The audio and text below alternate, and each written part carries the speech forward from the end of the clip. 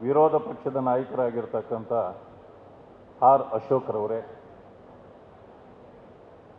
ಮಾಜಿ ಮುಖ್ಯಮಂತ್ರಿಗಳು ನಮ್ಮ ಪಕ್ಷದ ಹಿರಿಯ ನಾಯಕರು ಆಗಿರ್ತಕ್ಕಂಥ ಸದಾನಂದ ಗೌಡ್ರೆ, ವೇದಿಕೆಯಲ್ಲಿ ಆಸೀನರಾಗಿರ್ತಕ್ಕಂಥ ಎಲ್ಲ ಪದಾಧಿಕಾರಿ ಮಿತ್ರರೇ, ಸಭೆಯಲ್ಲಿ ಪಾಲ್ಗೊಂಡಿರ್ತಕ್ಕಂಥ ಎರಡೂ ಸದನದ ಶಾಸಕ ಮಿತ್ರರೇ, ಮುಖಂಡರೇ, ಅಣ್ಣ ತಮ್ಮಂದ್ರೆ, ತಾಯಂದ್ರೆ, ಮಾನ್ಯ ಅಶೋಕ್ ಜಿ ಅವರು ಮೂಡಾದ ವಿಚಾರವನ್ನು ಪ್ರಸ್ತಾಪ ಮಾಡಿದ್ದಾರೆ. ನಾನು ಆ ವಿಚಾರವನ್ನು ಪ್ರಸ್ತಾಪ ಮಾಡೋದಿಲ್ಲ. ನಾನು ಪರಿಶಿಷ್ಟ ವರ್ಗಗಳ ಮಹರ್ಷಿ ವಾಲ್ಮೀಕಿ ನಿಗಮದಲ್ಲಿ ಆಗಿರ್ತಕ್ಕಂಥ ಭ್ರಷ್ಟಾಚಾರದ ವಿಚಾರದಲ್ಲಿ ಅಷ್ಟಕ್ಕೆ ಸೀಮಿತಗೊಳಿಸಿಕೊಂಡು ಒಂದೆರಡು ವಿಚಾರಗಳನ್ನು ತಮ್ಮ ಮುಂದೆ ಹಂಚಿಕೊಳ್ಳಲಿಕ್ಕೆ ನಾನು ಪ್ರಯತ್ನ ಮಾಡ್ತೇನೆ. ಮಾನ್ಯ ಬಂಧುಗಳೇ, ಪರಿಶಿಷ್ಟ ವರ್ಗಗಳ ಮಹರ್ಷಿ ವಾಲ್ಮೀಕಿ ನಿಗಮದಲ್ಲಿ 187 ಕೋಟಿ ರೂಪಾಯಿಗಳನ್ನು ಈ ಸರ್ಕಾರ ಭ್ರಷ್ಟಾಚಾರ ಮಾಡಿದೆ ಅಂತೇಳಿ ಸುಮಾರು 1.5-2 ತಿಂಗಳಿಂದ ಇದು ಜನರ ಮಧ್ಯದಲ್ಲಿ ಚರ್ಚೆಯಲ್ಲಿದೆ. ಎಲ್ಲಕ್ಕಿಂತ ಮಿಗಿಲಾಗಿ ಬೇರೆ ಬೇರೆ ಹಗರಣಗಳಲ್ಲಿ ನಾವಿದನ್ನು ಕೇಳ್ತೀವಿ. ಕಾಂಟ್ರಾಕ್ಟ್ ಕೊಟ್ಟಿದ್ರು, ಪರ್ಸೆಂಟೇಜ್ ಹೊಡೆದ್ರು, ಅಥವಾ ಬೇರೆ ಏನೋ ಕೆಲಸ ಮಾಡಿಕೊಟ್ರು, ದುಡ್ಡು ತಗೊಂಡ್ರು, ಇಷ್ಟನ್ನು ಕೇಳಿರ್ತೇವೆ. ಆದರೆ ಖಜಾನೆಯನ್ನೇ ಕನ್ನ ಹೊಡೆದ ಅಪರೂಪದ ಘಟನೆ ಇದು 187 ಕೋಟಿಯ ಹಗರಣ. ನಿಮಗೆ ಗೊತ್ತಿದೆ, ಫೆಬ್ರವರಿ 2024 ಫೆಬ್ರವರಿ 26ಕ್ಕೆ ನಿಗಮದ ಹೆಸರಿನಲ್ಲಿ ಯೂನಿಯನ್ ಬ್ಯಾಂಕ್ನಲ್ಲಿ ಹೊಸ ಖಾತೆ ತೆರೆಯಲಾಗತ್ತೆ. 24 ಮಾರ್ಚ್ 4ನೇ ತಾರೀಕು ಹೊಸ ಚೆಕ್ ಬುಕ್ಗಾಗಿ ಬೇಡಿಕೆ ಇಡ್ತಾರೆ ಶಿವಕುಮಾರ್ ಅಂತಕ್ಕಂಥವ್ರು. ಮಾರ್ಚ್ 5, 7ರಂದು ತಲಾ ಅವರು ಮಾಡಿದ ಅಕೌಂಟ್ಗಳಿಗೆ 25 ಕೋಟಿ, 2 ಅಕೌಂಟಿಗೆ 25 ಕೋಟಿ ವರ್ಗಾಯಿಸ್ತಾರೆ. 21ರಂದು ಮಾರ್ಚ್ 21 44 ಕೋಟಿ ವರ್ಗಾಯಿಸ್ತಾರೆ. ಮಾರ್ಚ್ 25ರಂದು 43.33 ಕೋಟಿ ರೂಪಾಯಿ, ಒಟ್ಟಿಗೆ 89.63 ಕೋಟಿ ರೂಪಾಯಿಗಳನ್ನು ವರ್ಗಾಯಿಸ್ತಾರೆ. ಇದೆಲ್ಲಿಗೆ ಅಂತಂದ್ರೆ ಹೈದರಾಬಾದಿನ RBL ಬ್ಯಾಂಕಿನ ಖಾತೆಗೆ. ಇಲ್ಲಿ ನೋಡಿ ಈ ಭ್ರಷ್ಟಾಚಾರ ಹೇಗಿದೆ ಅಂತಂದ್ರೆ ನೇರವಾಗಿ ಸರ್ಕಾರದ ಖಜಾನೆಯಿಂದ ಹಣ ಅಲ್ಲಿ ವರ್ಗಾವಣೆಯಾಗತ್ತೆ. ಇದು ಯಾವುದೇ ಟೆಂಡರ್ ಕೊಟ್ಟಿದ್ದಲ್ಲ, ಇದು ಯಾವುದೇ ಪರ್ಚೇಸ್ಗೆ ಕೊಟ್ಟಿದ್ದಲ್ಲ, ಏನೂ ಅಲ್ಲ. ಇದನ್ನ ನೇರವಾಗಿ ಡ್ರಾ ಮಾಡಿಕೊಳ್ತಾರೆ, ಚುನಾವಣೆಗಳಿಗೆ ಬಳಕೆ ಮಾಡಲಾಗತ್ತೆ. ಪಾಪ ಬಹಳ ಇದು ಎಷ್ಟು ಚೆನ್ನಾಗಿ ಮಾಡಿದ್ದಾರೆ ಅಂತಂದ್ರೆ, ಎಸ್ಟಿ ನಿಗಮದಲ್ಲಿರ್ತಕ್ಕಂಥ ಆ ಫಲಾನುಭವಿಗಳಿಗೆ ಯಾರಾದರೂ ಕಾರ್ ತೆಗೆದುಕೊಡ್ಬೇಕು. ಯಾಕೆ ಅಂತಂದ್ರೆ ಕಷ್ಟದಲ್ಲಿ ಇರ್ತಕ್ಕಂಥವರು ಕಾರ್ ತೆಗೆದುಕೊಂಡು ಅದನ್ನ ಟ್ಯಾಕ್ಸಿಯಾಗಿ ಮಾಡಿಕೊಂಡು ಜೀವನ ಮಾಡಬೇಕು. ಆದ್ರೆ ಕಾರ್ ಖರೀದಿ ಆಗುತ್ತೆ, ಲ್ಯಾಂಬೋರ್ಗಿನಿ ಕಾರು, ಬಡವರ ಕಾರಲ್ಲ, ಲ್ಯಾಂಬೋರ್ಗಿನಿ ಕಾರು. ಯಾರು ಓಡಾಡ್ತಾರೆ ಇದರಲ್ಲಿ? ಭೂರಹಿತ ಫಲಾನುಭವಿಗಳಿಗೆ ಭೂಮಿಯನ್ನ ಖರೀದಿ ಮಾಡಿಕೊಡ್ಬೇಕು. ಭೂಮಿ ಖರೀದಿ ಮಾಡಿದ್ದಾರೆ. ಯಾರು ಭೂಮಿ ಖರೀದಿ ಮಾಡಿದ್ದು? ಚೇರ್ಮನ್ ಆಗಿದ್ದ ದದ್ದಲ್ರವರು. ಪಾಪ ಅನ್ಯಾಯ ಮಾಡಿಲ್ಲ, ಭೂಮಿನೇ ಖರೀದಿ ಮಾಡಿದ್ದಾರೆ. ಆದ್ರೆ ಮಾಡಿದ್ಯಾರು? ಫಲಾನುಭವಿಗಳು ಯಾರು ಅಲ್ಲ, ಚೇರ್ಮನ್ನೇ ಫಲಾನುಭವಿ. 100 ಎಕರೆ ಖರೀದಿ ಮಾಡ್ತಾರೆ. ಎಷ್ಟು ಒಳ್ಳೆ ಭ್ರಷ್ಟಾಚಾರ ಇದು! ಮಾಡ್ದಂಗೂ ಇರಬೇಕು, ಅವ್ರಿಗೆ ಸಿಕ್ಕದಾಗಿ ಇರಬೇಕು. ಈ ರೀತಿಯ ಅನ್ಯಾಯ ಮಾಡಿದ್ದಾರೆ. ಇದು 89 ಕೋಟಿ ಆಯಿತು. ಒಂದೊಂದು ದಿನಕ್ಕೂ ಕೂಡ 10 ದಿನ 10 ಅಕೌಂಟ್ಗಳಿಗೆ ಹೀಗೆ ಮಾಡ್ತಾರೆ. ಒಂದೊಂದು ಅಕೌಂಟ್ಗೂ ಇಷ್ಟಿಷ್ಟು ಮಾಡ್ತಾರೆ. ಅದನ್ನೆಲ್ಲ ಹೇಳಿ ನಾನು ಇದನ್ನು ಮಾಡೋದು ಬೇಡ. ಆದರೆ ಒಂದನ್ನು ಇಲ್ಲಿ ನಾವು ಅರ್ಥ ಮಾಡ್ಕೊಳ್ಬೇಕು. ಸಿದ್ದರಾಮಯ್ಯನವರ ಭ್ರಷ್ಟಾಚಾರ ಇವತ್ತೇ ಮಾತ್ರ ಆಗಿದೆಯಾ? ಕಳೆದ ಅವಧಿಯಲ್ಲಿ ಆಗಿಲ್ವಾ? ಆಗ ಅವರ ಕೈ ಶುದ್ಧವಾಗಿತ್ತ? ಈಗ ಮಾತ್ರ ಅವರು ಕಪ್ಪು ಚುಕ್ಕೆ ಬಂತ? ಇದನ್ನು ಯೋಚನೆ ಮಾಡಬೇಕು. ಹಿಂದೆಯೂ ಕೂಡ ಕಳ್ಳ ಯಾವತ್ತಿದ್ರೂ ಕಳ್ಳನೇ. ಕೆಲವು ಸಾರಿ ಏನು ಮಾಡ್ತಾರೆ, ಈ ಹವಾಲಾ ರೀತಿಯ ಭ್ರಷ್ಟಾಚಾರ ಇರುತ್ತೆ. ಮೊನ್ನೆ ಸಿದ್ದರಾಮಯ್ಯನವ್ರು ಹೇಗೆ ಮಾಡ್ತಿದ್ರು ಅಂದ್ರೆ, ಕಳೆದ ಬಾರಿ ನಮ್ಮ ಹಳ್ಳಿ ಕಡೆ ಒಂದು ಗಾದೆ ಹೇಳ್ತಾರೆ, ಏನೇ ಮಾಡಿದ್ರು ಆ ಮನುಷ್ಯ ಕಬ್ಬು ತಿಂದು ಕೈ ತೊಳೆದಂಗೆ ಮಾಡ್ತಾನಪ್ಪ ಅಂತ. ಹೇಗೆ? ಕಬ್ಬು ತಿಂದು ಕೈ ತೊಳೆದಂಗೆ ಮಾಡ್ತಾನೆ ಅಂದ್ರೆ ಅಷ್ಟು ಚೊಕ್ಕವಾಗಿ ಮಾಡ್ತಾರೆ ಅಂತ. ಸಿದ್ದರಾಮಯ್ಯನವರು ಬಹಳ ಚೊಕ್ಕ. ಕಬ್ಬು ತಿಂತಿದ್ರು, ಕೈ ತೊಳ್ಕೊಂಡು ಬಿಡ್ತಿದ್ರು, ಎಲ್ಲಿಯೂ ಅಂಟ್ಕೊಳ್ತಿರ್ಲಿಲ್ಲ. ಅಷ್ಟು ಚೆನ್ನಾಗಿ ಬೇರೆ ಬೇರೆಯವ್ರನ್ನಿಟ್ಟು ಮಾಡ್ತಿದ್ರು. ಆದ್ರೆ ಈ ಸಾರಿ ಕಬ್ಬು ತಿಂತಾನೆ ಇದ್ರು, ಸಮಯ ಸಿಗ್ಲಿಲ್ಲ ಕೈ ತೊಳೆಯಲಿಕ್ಕೆ, ಅದಕ್ಕೆ ಎಲ್ಲ ಅಂಟ್ಕೊಂಡು ಬಿಟ್ಟಿದೆ. ಈಗ ಭ್ರಷ್ಟಾಚಾರ ಹೊರಗೆ ಬಂದಿದೆ. ಈಗ ಅವರೇ ಒಪ್ಕೊಂಡಿದ್ದಾರೆ, ಸದನದಲ್ಲಿ ಒಪ್ಕೊಂಡಿದ್ದಾರೆ, ಹೌದು ಭ್ರಷ್ಟಾಚಾರ ನಡೆದಿರ್ತಕ್ಕಂಥದ್ದು ನಿಜ. ಅಂದಮೇಲೆ ಪನಿಷ್ಮೆಂಟ್ ಆಗಬೇಕೋ ಬೇಡ? ಒಂದು ಮಾತನ್ನ ತಮ್ಮ ಗಮನಕ್ಕೆ ತರಲಿಕ್ಕೆ ಬಯಸ್ತೇನೆ. ಚಂದ್ರಶೇಖರ್ ಅಂತೇಳಿ ಅಧೀಕ್ಷಕರಾಗಿದ್ರು. ಅವರು ಎಲ್ಲಕ್ಕೂ ವಿರೋಧ ಮಾಡಿದ್ರು.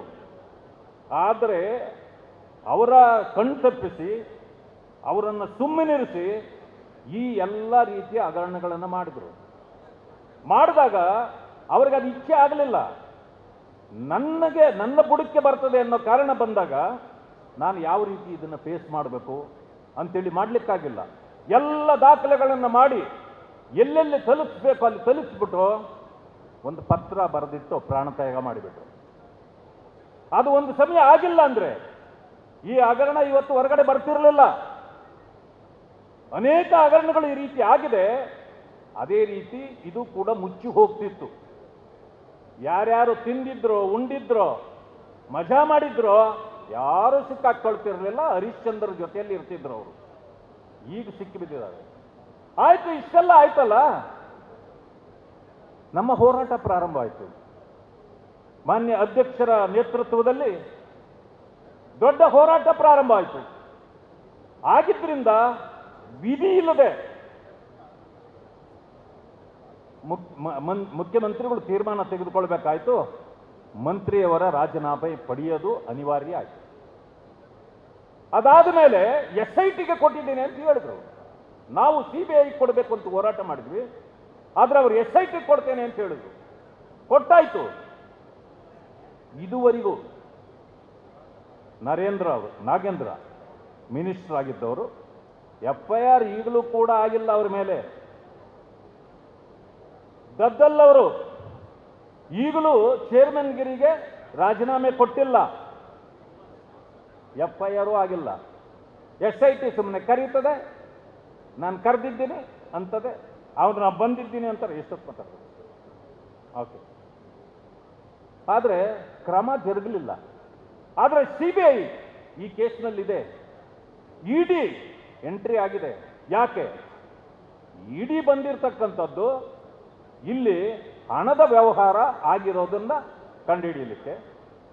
CBI ಬಂದಿರೋದು ಬ್ಯಾಂಕಿನ ಖಾತೆಗಳಲ್ಲಿ ಆಗಿರ್ತಕ್ಕಂಥ ಈ ದಂಧೆಯನ್ನ ಕಂಡುಹಿಡಿಯಲಿಕ್ಕೆ ಬಂದಿರೋದು. ಈ ಸಂಪೂರ್ಣ ಕೇಸನ್ನು CBIಗೆ ಕೊಟ್ಟಿಲ್ಲ. ಈಗಲೂ ಕೂಡ ಮುಖ್ಯಮಂತ್ರಿಗಳು ನಾನು ಸಿಕ್ಕಿ ಬೀಳ್ತೀನಿ ಅನ್ನೋ ಕಾರಣಕ್ಕೆ CBIಗೆ ಕೊಡ್ತಾ ಇಲ್ಲ.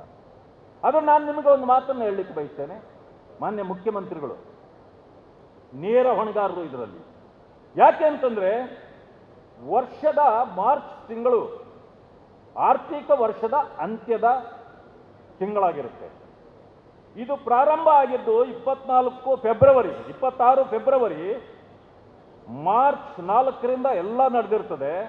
ಮಾರ್ಚ್ 30ಕ್ಕೆ ಸಂಪೂರ್ಣವಾಗಿ ಇದು ಆರ್ಥಿಕ ವರ್ಷದ ಕೊನೆಯಲ್ಲಿ ಎಲ್ಲ ರಿಪೋರ್ಟ್ ಕೂಡ ಮುಖ್ಯಮಂತ್ರಿಗಳ ಟೇಬಲಲ್ಲಿ ಇರುತ್ತೆ. ಅಂದಮೇಲೆ ಇಲ್ಲಿ ನಡೆದಿರ್ತಕ್ಕಂಥ ಎಲ್ಲ ವ್ಯವಹಾರಗಳು ಕೂಡ ಅವರಿಗೆ ಗೊತ್ತೇ ಇರ್ತದೆ. ಆದರೆ ಇವರು ಮುಚ್ಚಾಕಬೇಕು ಅನ್ನೋ ಕಾರಣಕ್ಕೆ ಇದನ್ನ ಹೊರಗಡೆ ತರೋದಿಲ್ಲ. ಇತ್ತೀಚೆಗೆ ಏನು ಮಾಡಿದ್ದಾರೆ, ನಮ್ಮ ಕಡೆ ಒಂದು ಗಾದೆ ಹೇಳ್ತಾರೆ, ಮಂಗ ತಾನು ಕೆಟ್ಟಿದ್ದಲ್ಲ ವನವನ್ನೇ ಕೆಡಿಸ್ತು ಅಂತ. ತಾನು ಮಾತ್ರ ಕೆಟ್ಟಿದ್ದಲ್ಲ, ಒಂದು ವನವನ್ನೇ ಕೆಡಿಸ್ತಂತ. ಈಗ ಈ ಮಂಗನ ಕಾಯಿಲೆ ಬಂದಿದೆ ಅವರಿಗೆ, ಸಿದ್ದರಾಮಯ್ಯನವ್ರಿಗೆ ಒಂದು ಮಂಗನ ಕಾಯಿಲೆ ಬಂದಿದೆ. ಅದೇನಪ್ಪ ಅಂತಂದ್ರೆ, ನಾನು ಭ್ರಷ್ಟ, ಉಳಿದವರನ್ನು ಭ್ರಷ್ಟ ಅನ್ನೋದೇ ಯಾಕಿರ್ಬೇಕು ನಾವು? ಆಯ್ತು, ನಮ್ಮ ಮಂಗಳೂರು ಕಡೆ ದಲಿತರನ್ನ ಅಥವಾ ಬಡವರನ್ನ ಪಾಪದವರು ಅಂತಾರೆ, ಹೌದಲ್ಲ ಭಾರತೀಯಕ್ಕ? ಸದನದಲ್ಲೂ ತಾವು ಹೇಳಿದಿರಿ. ಅಂದ್ರೆ ಪಾಪದವರು ಅಂತಾರೆ ದಲಿತರನ್ನ. ಎಸ್ಟಿಗಳಾಗ್ಲಿ ನಮ್ಮನ್ನ ಪಾಪದವರು ಅಂತಾರೆ ಅವರು. ಅದೇ ತರ ನಮ್ಮ ಶ್ರೀನಿವಾಸ್ ಪೂಜಾರರು ಕೂಡ ಪಾಪದವರೇ.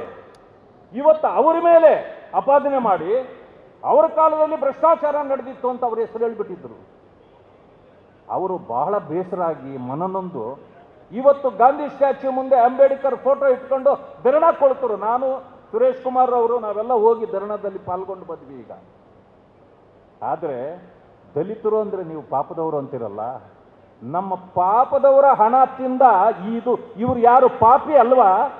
ಮಾನ್ಯ ಸಿದ್ದರಾಮಯ್ಯನವರೇ, ಜನರಿಗೆ ಉತ್ತರ ಕೊಡಿ ನೀವು. ಇವತ್ತು ಅಶೋಕ್ ಅವರು ಒಂದು ಮಾತು ಹೇಳಿದ್ರು ಸದನದಲ್ಲಿ, ಸಿದ್ದರಾಮಯ್ಯನವರೇ ನಿಮಗೆ ತಾಕತ್ತಿದ್ರೆ ಲಿಂಗಾಯತರ ಹಣ ತಿನ್ರಿ ನೋಡೋಣ, ಗೌಡ್ರ ಹಣ ಮುಟ್ರಿ ನೋಡೋಣ ಅಂದ್ರು. ಅದಕ್ಕೆ ಅವ್ರಿಗೆ ಭಯ. ಆದರೆ ನಾವು ಸಿದ್ದರಾಮಯ್ಯನವರೇ ನಿಮಗೆ ತಾಕತ್ತಿದ್ರೆ ದಲಿತರ ಹಣ ಮುಟ್ಟಿ ನೋಡೋಣ ಅಂತ ಹೇಳೋ ತಾಕತ್ತು ನಮಗಿಲ್ಲ. ಅದಕ್ಕೆ ಅವ್ರು ಏನು ಮಾಡಿದ್ರು, ಎಲ್ಲ ದಲಿತರ ಹಣ ತಿಂತಾ ಇದ್ದಾರೆ, ಬೇರೆಯವರ ಹಣ ಮುಟ್ತಾ ಇಲ್ಲ. ಅದಕ್ಕೆ ಇವತ್ತು ದಲಿತರ ಇಶ್ಯೂನ ಇಟ್ಕೊಂಡು ನಾವಿವತ್ತು ಮೈಸೂರಿಗೆ ಹೊರಟಿರ್ತಕ್ಕಂಥದ್ದು. ಮಾನ್ಯ ಅಧ್ಯಕ್ಷರ ನೇತೃತ್ವದಲ್ಲಿ ನಾನು ನೋಡ್ತಾ ಇದ್ದೇನೆ, ಸುಮಾರು 15 ದಿವಸಗಳಿಂದ ಸತತವಾಗಿ ಯಾವ ರೀತಿ ಇದನ್ನ ಸಕ್ಸಸ್ ಮಾಡಬೇಕು, ಪ್ರೋಗ್ರಾಮ್ ಹೆಂಗಿರಬೇಕು, ಯಾರನ್ನ ಕರೀಬೇಕು, ಕೇಂದ್ರ ನಾಯಕರು ಯಾರು ಬರಬೇಕು ಅನ್ನೋವಂಥ ಅದನ್ನ ತಲೆ ಕೆಡಿಸ್ಕೊಂಡು ಮಾನ್ಯ ಅಧ್ಯಕ್ಷರು ಮಾಡ್ತಿದ್ದಾರೆ. ಆಫೀಸ್ ಬೇರೆಯವ್ರಿಗೆಲ್ಲರೂ ಕೂಡ ಸೇರಿ ನಾವೆಲ್ಲರೂ ಸಂಪೂರ್ಣ ಸಹಕಾರ ಕೊಡಬೇಕು, ನಿಲ್ಲಬೇಕು ಅವ್ರ ಜೊತೆಯಲ್ಲಿ. ಇವತ್ತು ನಮ್ಮ ಮೇಲೆ ಸುಳ್ಳುಗಳನ್ನು ಹೇಳಿದ್ರು ಮುಖ್ಯಮಂತ್ರಿಗಳು. 40% ಸರ್ಕಾರ ಅಂತಂದ್ರು, ಪ್ರೂವ್ ಮಾಡಲಿಕ್ಕೆ ಇದುವರೆಗೂ ಆಗಲಿಲ್ಲ. PCM ಅಂದ್ರು, ಮಾಡಲಿಕ್ಕೆ ಆಗಲಿಲ್ಲ. ಆದರೆ ಸುಳ್ಳುಗಳನ್ನು ಬಿತ್ತಿದ್ರಿ, ಅದರ ಪ್ರತಿಫಲವಾಗಿ ಸರ್ಕಾರ ಬಂತು. ಇದೊಂದು ಸುಳ್ಳಿನ ಸರ್ಕಾರ ಇವತ್ತು ನಮ್ಮ ಮುಂದೆ ಇರತಕ್ಕಂಥದ್ದು. ಆ ಸುಳ್ಳಿನ ಸರ್ದಾರ ನೇತೃತ್ವ ವಹಿಸಿರ್ತಕ್ಕಂಥದ್ದು ಸಿದ್ದರಾಮಯ್ಯನವರು. ಇವತ್ತು ನಾವೇನಾದರೂ ಇದಕ್ಕೆ ಹೋಗಬೇಕು ಅಂತಂತಂದ್ರೆ ಪಾದಯಾತ್ರೆಯಲ್ಲಿ ಪರವಾನಗಿನೂ ಕೊಡೋದಿಲ್ಲ ಅಂತ ಹೇಳಿದ್ದಾರೆ. ನಾನು ಹೇಳ್ತೇನೆ, ಜನಶಕ್ತಿಯ ಮುಂದೆ ಯಾವ ಪರವಾನಗಿಯೂ ನಮಗೆ ಬೇಕಾಗಿಲ್ಲ. ಸಿದ್ದರಾಮಯ್ಯನವರೇ ನೀವು ಪರವಾನಗಿ ಕೊಡಬೇಕಾಗಿಲ್ಲ ನಮಗೆ. ಜನ ನಮ್ಮ ಜೊತೆಯಲ್ಲಿದ್ದಾರೆ. ನಾನು ವಿಶೇಷವಾಗಿ ಕೈ ಮುಗಿದು ನಾನು ದಲಿತ ಸಮುದಾಯದ ಮುಖಂಡರುಗಳಲ್ಲಿ ಬಂದಿರೋರಲ್ಲಿ ನಾನು ಕೈ ಮುಗಿದು ಪ್ರಾರ್ಥನೆ ಮಾಡ್ತೇನೆ. ಇವತ್ತು ಈ ವಿಚಾರ ಇರ್ತಕ್ಕಂಥದ್ದು ದಲಿತರ ವಿಚಾರ, ಮೂಡಾದಿರ್ತಕ್ಕಂಥದ್ದು ದಲಿತರ ಭೂಮಿ, ಹಣ ನುಂಗಿರ್ತಕ್ಕಂಥದ್ದು ದಲಿತರ ಹಣ. STPಯಲ್ಲೂ ಕೂಡ 25,000 ಕೋಟಿ ಹಣನ ನುಂಗಿದ್ದಾರೆ. ಈ ಎಲ್ಲವನ್ನು ಇಟ್ಕೊಂಡು ನಾವಿವತ್ತು ಪಾದಯಾತ್ರೆ ಹೊರಡಬೇಕಾಗಿದೆ. ನಾನು ತಮ್ಮಲ್ಲಿ ಹೇಳ್ತೇನೆ, ಮುಂಚೂಣಿಗೆ ಬರಬೇಕು ತಾವೆಲ್ಲರೂ. ಈ ಮಾರ್ಗದಲ್ಲಿರ್ತಕ್ಕಂಥ ಅದು ರಾಮನಗರ ಇರ್ಬೋದು, ಚನ್ನಪಟ್ಟಣ ಇರ್ಬೋದು, ಮದ್ದೂರು ಇರ್ಬೋದು, ಮಂಡ್ಯ ಇರ್ಬೋದು, ಮೈಸೂರಿನವರೆಗೆ ಎಲ್ಲ ಕಡೆಯಲ್ಲೂ ದಲಿತ ಸಂಘಟನೆಗಳ ಜೊತೆಯಲ್ಲಿ ಮಾತಾಡಬೇಕು. ನಾವು ಈಗಾಗಲೇ ರಿಕ್ವೆಸ್ಟ್ ಮಾಡಿದ್ದೀವಿ. ಮಹೇಶ್ ಅವರು, ಇನ್ನು ಉಳಿದಿರ್ತಕ್ಕಂಥ ಎಲ್ಲ ನಮ್ಮ ಮುಖಂಡರುಗಳು ಸೇರಿ, ಮುನ್ಸ್ವಾಮಿ ಅವರು ಎಲ್ಲ ಮೀಟಿಂಗ್ ಎಲ್ಲ ಮಾಡಿದ್ದೇವೆ ನಾವು. ಜೊತೆಗೆ ಎಲ್ಲ ಸಂಘಟನೆಗಳನ್ನು ಜೊತೆಯಲ್ಲಿ ತೆಗೆದುಕೊಂಡು, ದಲಿತ ಸಮುದಾಯಗಳನ್ನು ಜೊತೆಯಲ್ಲಿ ತೆಗೆದುಕೊಂಡು ನಾವು ಹೊರಡಬೇಕು. ಅದಕ್ಕೆ ಪೂರಕವಾಗಿ ನಮ್ಮೆಲ್ಲ ಭಾರತೀಯ ಜನತಾ ಪಕ್ಷದ ಮುಖಂಡರುಗಳ ಶಕ್ತಿ ಇರ್ತದೆ. ನಾವಿದನ್ನು ಸಕ್ಸಸ್ ಮಾಡಬೇಕು. ಬಹುಶಃ ನನಗೆ ಒಂದು ಅನುಮಾನ ಇದೆ, ನಾವು ಬೆಂಗಳೂರಿಂದ ಮೈಸೂರು ಮುಟ್ಟಿ ವಾಪಸ್ ಬರೋವಳಿಗೆ ಬಹುಶಃ ಈ ಸರ್ಕಾರ ಇರೋದಿಲ್ಲ ಅಂತಕ್ಕಂಥ ಅನುಮಾನ ನನಗಿದೆ. ಮಾನ್ಯ ಮುಖ್ಯಮಂತ್ರಿಗಳು ರಾಜೀನಾಮೆ ಕೊಟ್ಟು ಹೋಗ್ತಾರೆ ಅಂತಕ್ಕಂಥ ಭಾವನೆ ಇದೆ. ಇದಾದ ನಂತರ ನಮಗೆ ಪಕ್ಷಕ್ಕೆ ನಮಗೆ ಶಕ್ತಿ ಬರ್ತದೆ. ಅಧ್ಯಕ್ಷರ ನೇತೃತ್ವದಲ್ಲಿ ಇನ್ನಷ್ಟು ಪಕ್ಷವನ್ನು ಬಲಗೊಳಿಸೋಣ. ನಾವೆಲ್ಲರೂ ಸೇರಿ ಮುಂದೆ ಇವತ್ತಿನವರೆಗೆ ನಮಗೆ ಮೆಜಾರಿಟಿ ಬಂದಿರಲಿಲ್ಲ ಅಂತ ಪದೇ ಪದೇ ಮಾತಾಡ್ತೀವಿ. ಮುಂದಿನ ಸಾರಿ 140ರಿಂದ 150 ಸ್ಥಾನಗಳನ್ನು ಗೆದ್ದು 3ನೇ ಮಹಡಿಯಲ್ಲಿ ನಮ್ಮ ಸಾಮ್ರಾಜ್ಯವನ್ನು ಸ್ಥಾಪಿಸೋಣ ಅಂತಕ್ಕಂಥ ಮಾತನ್ನು ಹೇಳಿ ನನಗೆ ಅವಕಾಶ ಕೊಟ್ಟಿದ್ದಕ್ಕೆ ವಂದಿಸಿ ತಮಗೆಲ್ಲರಿಗೂ ನಮಸ್ಕರಿಸಿ ನನ್ನ ಮಾತುಗಳು ಮುಕ್ತಾಯ ಮಾಡ್ತೇನೆ. ಗ್ಯಾರಂಟಿ ನ್ಯೂಸ್, ಸುದ್ದಿ ಖಚಿತ, ನ್ಯಾಯ ನಿಶ್ಚಿತ.